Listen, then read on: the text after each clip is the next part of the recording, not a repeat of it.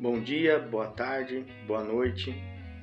Estamos aqui para mais um vídeo, a qual nós daremos continuidade à nossa série Entendendo as Parábolas. Esse é o episódio 8.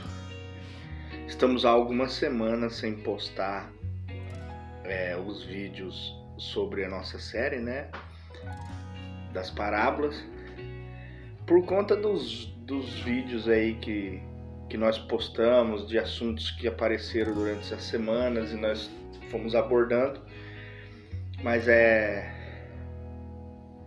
vamos retomar através desse vídeo aqui, Nós saímos do capítulo 13 de Mateus, que tem 7 ou 8 parábolas, se eu não me engano, do reino, mas continuamos no livro de Mateus, que é o capítulo 18. Mateus capítulo 18 e o versículo 23 fala sobre a parábola do credor incompassivo, ou do mal credor, ou do servo mau, depende da sua versão da Bíblia, vai estar denominada com uma dessas opções. Então, para não ficar muito extenso o vídeo, vamos ir direto ao assunto, lembrando que desde já eu peço que você que não é inscrito se inscreva no canal. O canal tem crescido, recentemente a gente comemorou 200 inscritos, hoje estamos na marca de 219 e espero que cresça cada dia mais, para que o Evangelho alcance mais pessoas, para que as reflexões da palavra alcancem mais pessoas, Então é isso. Vamos ler então a parábola que se encontra no livro de Mateus, no capítulo 18, no versículo 23 em diante. Diz assim: Por isso, o reino dos céus pode comparar-se a um certo rei que quis fazer as contas com os seus servos. E começando a fazer as contas, foi-lhe apresentado um que lhe devia 10.000 talentos. E não tendo ele com que pagar, o seu senhor mandou que ele e sua mulher e seus filhos fossem vendidos, com tudo quanto tinha, para que a dívida se lhe pagasse. Então aquele servo, prostrando-se, o reverenciava, dizendo: Senhor, seja generoso comigo, e tudo te pagarei. Então o senhor daquele servo, movido de íntima compaixão, soltou-o, perdoou-lhe a dívida. Saindo, porém, aquele servo encontrou um dos seus conservos, que lhe devia 100 dinheiros, ou 100 denários, dependendo da sua versão, 100 dinheiros. E lançando mão dele, sufocava-o, dizendo: Paga-me o que me deves. E então o seu companheiro, prostrando-se aos seus pés, rogava-lhe, dizendo: Seja generoso para comigo, e tudo te pagarei. Ele, porém, não quis, antes foi encerrá-lo na prisão, até que pagasse a dívida. Vendo, pois, os seus conservos que acontecia isso, contristaram-se muito e foram declarar ao seu senhor tudo o que se passara. Então o seu senhor, chamando-o à presença, disse-lhe: Servo malvado, perdoei toda aquela dívida, porque me suplicaste. Não devias tu igualmente ter compaixão do teu companheiro, como eu também tive misericórdia de ti? E indignado, o seu senhor o entregou aos atormentadores, até que pagasse tudo o que devia. Assim vos fará também meu Pai Celestial, se do coração não perdoares cada um mesma das suas ofensas. É muito forte essa parábola, né? O Senhor, ele conta uma história aqui para os discípulos e que conta, né, que um empregado do rei, ele devia uma quantia muito alta. Aqui fala de 10.000 talentos. 10.000 talentos era equivalente, se você fizer uma pesquisa, você vai ver que o quanto valia. Talento era a moeda da época, né? Talento e denário era a moeda romana que predominava na época de Jesus Cristo. E um talento, né? Aliás, 10.000 talentos, que era a dívida que esse servo tinha com o rei, equivalia a 100 milhões de denários. O que era um denário? Um denário era o que se pagava a troco de um dia de serviço. Ou seja, ele devia 100 milhões de dias de serviço para o rei.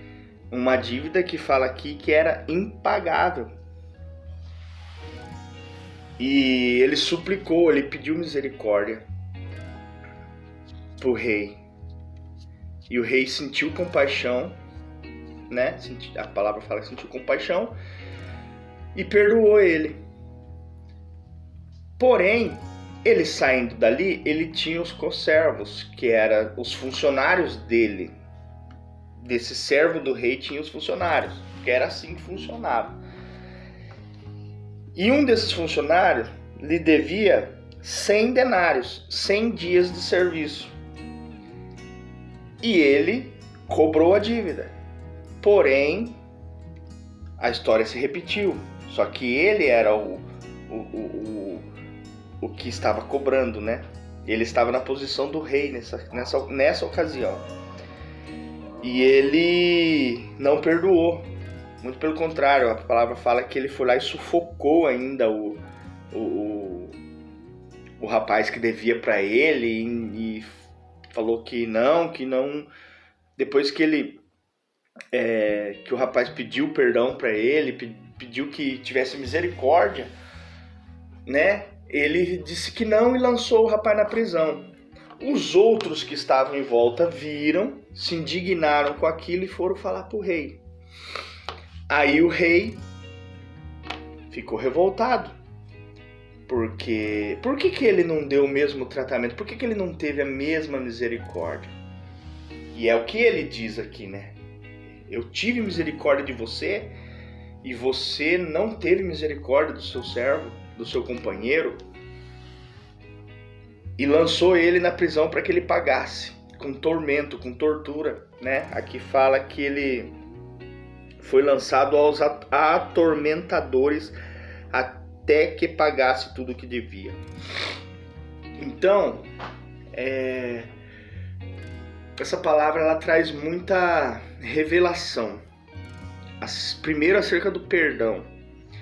Muitas vezes na nossa vida nós somos magoados, somos ofendidos, estamos na posição de vítima, né? E isso é complicado porque quando nós somos afrontados, quando nós estamos na posição de vítima, muitas vezes nós não queremos perdoar. Mas quando nós somos o ofensor, no caso o devedor, nós queremos misericórdia. Então nem sempre, na maioria das vezes, quando a gente ofende, quando a gente faz algo, né? Quando a gente ofende alguém, quando a gente prejudica alguém, quando a gente deve para alguém, a gente quer misericórdia, né? A gente quer misericórdia, tanto é até mesmo para com o Senhor. E é disso que a passagem se trata aqui. Nós queremos a misericórdia, mas na hora da gente olhar para aqueles que nos ofendem, nós não queremos agir com misericórdia, nós queremos agir com justiça. É muito contraditório isso, né? Essa visão de perdão, porque é muito fácil quando eu tenho consciência que eu errei, que eu machuquei, que eu ofendi alguém, é fácil eu ir lá e pedir perdão. Falar, me perdoa, tem misericórdia de mim. E esse é o sentimento daquele que realmente se arrepende, né? Nós queremos retratar, nós queremos... Só que nós dependemos da atitude daquela pessoa nos perdoar. E muitas vezes pode ser que essa pessoa não nos perdoa. E isso gera uma consequência também no nosso consciente, na nossa consciência, de ficar incomodado com aquilo, até que se resolva. Só que nós não temos essa consciência quando nós somos ofendidos, quando nós somos afrontados. Nós queremos, sabe, aquele sentimento de que não, você vai ter que pagar pelo que você fez. E isso é uma hipocrisia da nossa parte, já que falamos que somos cristãos e que devemos ter as atitudes de Cristo. E quando ele fala, né, que o rei ficou indignado com essa atitude do servo de não ter perdoado o outro, no versículo 34 aqui que ele fala, indignado, o seu senhor o entregou aos atormentadores até que se pagasse toda a dívida, ou seja, um dia ele iria pagar, quanto tempo ele ia ficar ali eu não sei. Isso nos traz uma breve reflexão do arrebatamento do reino milenar, né? De quando aqueles que não forem arrebatados vão ficar, né? Como se vão ser lançados, porque aqui ele fala no final, assim vos fará também o meu Pai Celestial, se do coração não perdoares, cada um a seu irmão as suas ofensas, ou seja, vai ser um tempo de aperfeiçoamento, né? Esse tempo que as pessoas vão ficar, os que não forem arrebatados e que vão ficar para conquistar a salvação através do seu esforço, aliás, para conquistar o reino através do seu esforço, vai ser esse tempo, o tempo de atormenta, o tempo de ser atormentado até que se pague a dívida. Vocês conseguem compreender que tem tudo a ver com o evangelho do reino? Tanto é que o Senhor Jesus ele começa a falar, por isso o reino dos céus pode comparar-se a um certo rei que quis fazer contas com os seus servos. E é interessante isso aí, é muito interessante. E fala muito sobre perdão, a palavra de Deus ela fala muito sobre perdão, né? Essa parábola retrata alguns versículos quando o Senhor Jesus fala assim, que com a mesma medida que vós medir, vós também será medido. Ou seja, da mesma maneira que eu julgo, da mesma maneira que eu sentencio as coisas, é a maneira que o Senhor vai agir comigo, né? Na oração do Pai Nosso, ele retrata essa visão também, porque ele fala assim em um trecho da oração, perdoa as nossas dívidas, assim como nós perdoamos os nossos devedores. Então, mais uma vez, você está falando para o Senhor, Senhor, age comigo da mesma forma que eu ajo com o meu irmão. Então, o julgamento, a maneira com que nós vamos, o Senhor vai julgar todos. O Senhor vai julgar todas as pessoas. O ímpio, o justo, todo ser humano vai passar pelo julgamento. Só que a forma que vamos ser julgados, quem determina somos nós. Entendeu?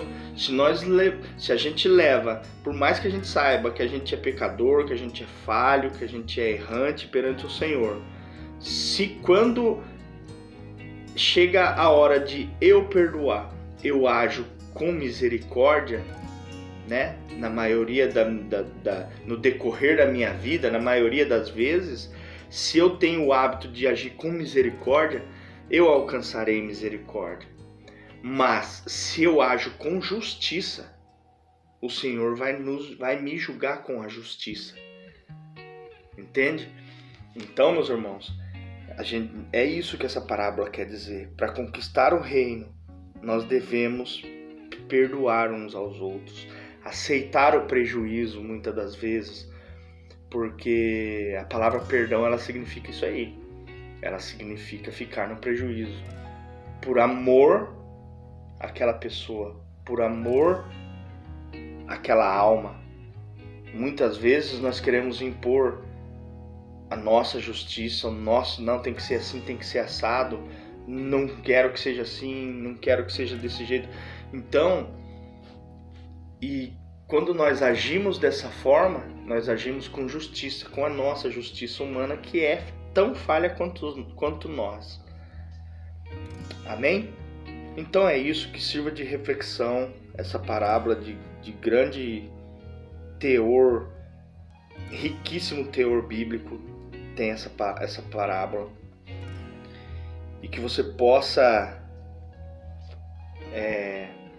pensar, leia, fica aqui, abra sua Bíblia, acompanhe junto aqui no vídeo, ou então leia depois, 1, 2, 3 vezes, para você entender o que o Senhor Jesus estava dizendo através dessas parábolas, que é muito edificante para as nossas vidas espirituais, para o nosso viver aqui nesse plano, nessa terra. Amém? Então é isso, que Deus abençoe cada um, né?